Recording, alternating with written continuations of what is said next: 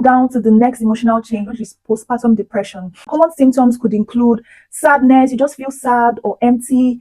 You lose interest in the activities that you used to enjoy. Your energy is low, like you just feel so down. You even have difficulty.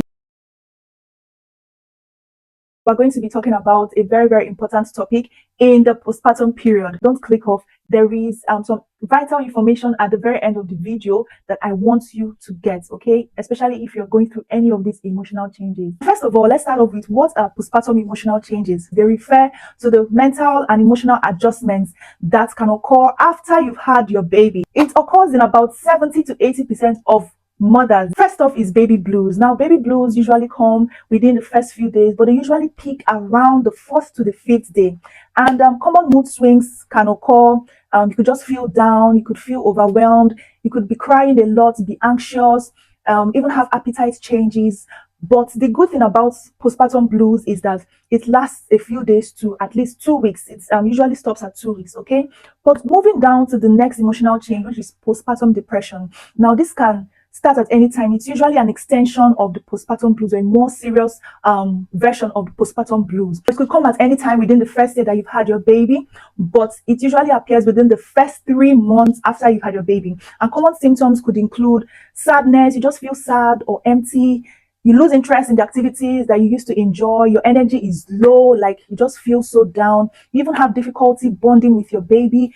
I mean, you're unable to cope. It's like the world is on your shoulders. You feel anxious about your baby. It's difficult to sleep. You have insomnia.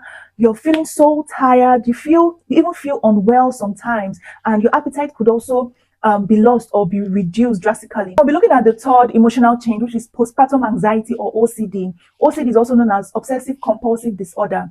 And this can include obsessive thoughts. You're worrying so much about your baby, and it usually occurs within the first few months. Now, from the name, you have excessive anxious thoughts about your baby. You just keep worrying and worrying. You want to arrange everything. You want everything to be spick and span, to the extent that it is affecting your daily life. Okay, it's affecting you emotionally, physically, and otherwise, even affecting your baby, affecting your home.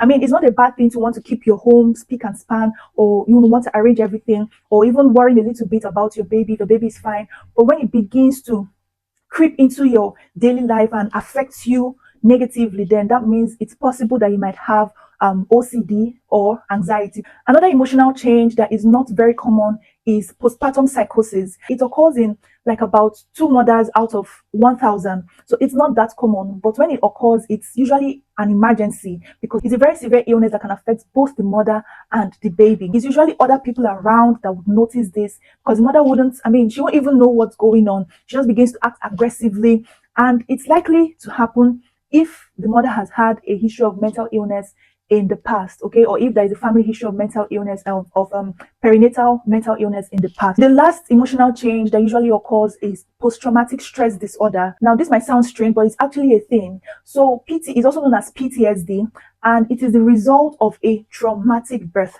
If the mother has been in painful labor, prolonged labor, had an emergency or a problematic delivery, something just around the labor, it can result in trauma. And the mother can have this fear that she's going to die, or that her baby is going to die.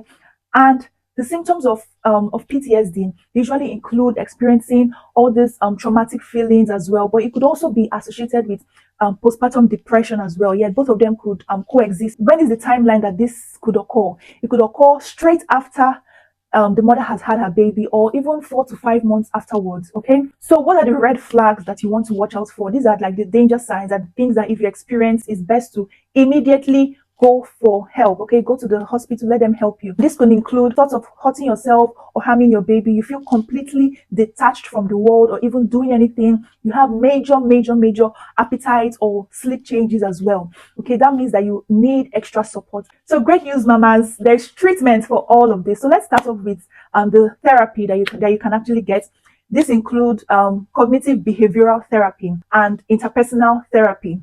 Now, this can be very, very effective, because you're talking to a counselor that is licensed to, treat all these conditions. And trust me, they work wonders. Okay, they have their ways that they do it, and the mother is usually fine after she has gone through this treatment. Another form of treatment that moms could receive is medications. Now, this could include antidepressants, antipsychotics, and most of them are usually safe for breastfeeding mom. So if you're breastfeeding and you think, oh, how am I going to go on these medications? Will they affect my baby? No, they wouldn't affect your baby. But let your doctor do that and they will let you know if they have any concerns about it. Then the third form of treatment, well, this one is not like a medical treatment, it's more about support, okay? Supports mom groups. Yes, this is very, very powerful. Trust me, it is powerful because when there are moms around you, they're going through the same things, they have some pieces of advice they could give you, some tips, some tricks, and all of that. It elevates your mood. It just makes you feel supported, and this could really help you to push on and give you all the energy that you need to get through that period. So mamas, it might be impossible to fully prevent all these emotional changes.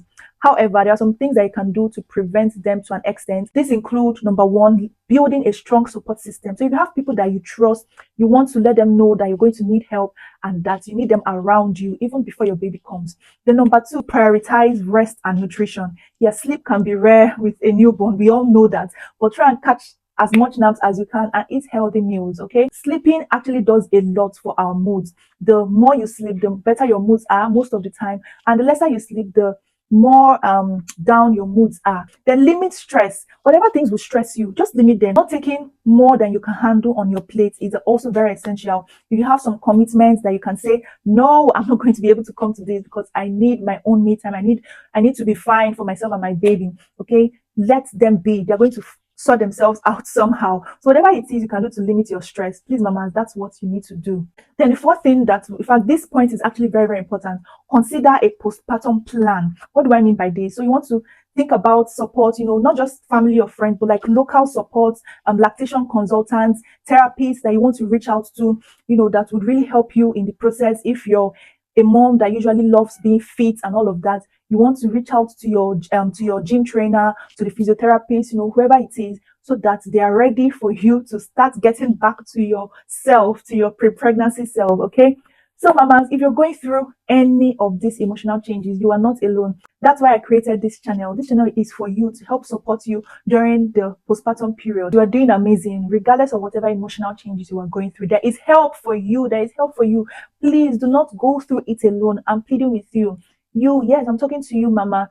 Please reach out to friends, family, even neighbors that you trust, your doctors, your midwives, people around you, local resources. Search for them online. Mom groups, oh gosh, mom groups are the go-to. Like, they can be really supportive. Okay, if you're in a mom group and you don't feel supported, look for another mom group. Okay, there will definitely be one that you can always fit into, or form your own mom group. I hope that this video has been really, really helpful to you. Thank you so much for watching. You see more of me in my next videos. Until then, stay happy, stay positive, and stay winning, mamas.